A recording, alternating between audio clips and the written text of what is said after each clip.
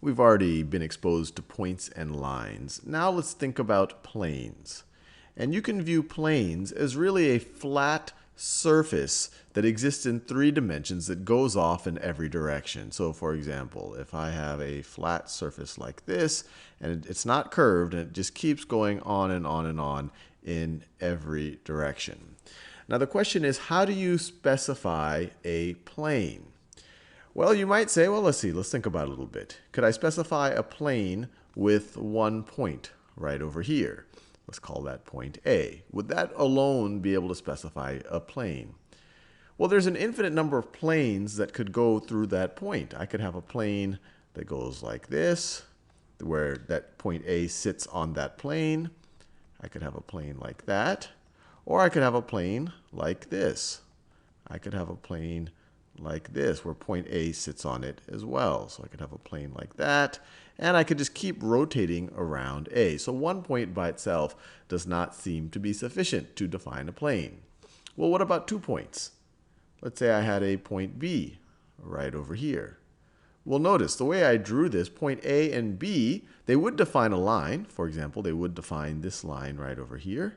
So they could define this line right over here. But both of these points, and in fact this entire line, exists on both of these planes that I just drew. And I could keep rotating these planes. I could have a plane that looks like this. I could have a plane that looks like this, that both of these points actually sit on. I'm essentially just rotating around this line that is defined by both of these points. So 2 points does not seem to be sufficient. Let's try 3. So there's no way that I could put, well, let's be careful here. So I could put a third point right over here, point C. And C sits on that line, and C sits on all of these planes. So it doesn't seem like just a random third point is sufficient to pick out any one of these planes. But what if we make the constraint that the 3 points are not all on the same line? Obviously, 2 points will always define a line, but what if the 3 points are not collinear? So instead of picking C as a point, is there any way to pick a point D that is not on this line, that is on more than one of these planes? Well, no. If I say, well, let's say point D, let's say point D is right over here. So it sits on this plane right over here, one of the first ones that I drew. So point D sits on that plane. Between point D, A, and B, there's only one plane that all 3 of those points sit on. So a plane is defined by 3 non-collinear points.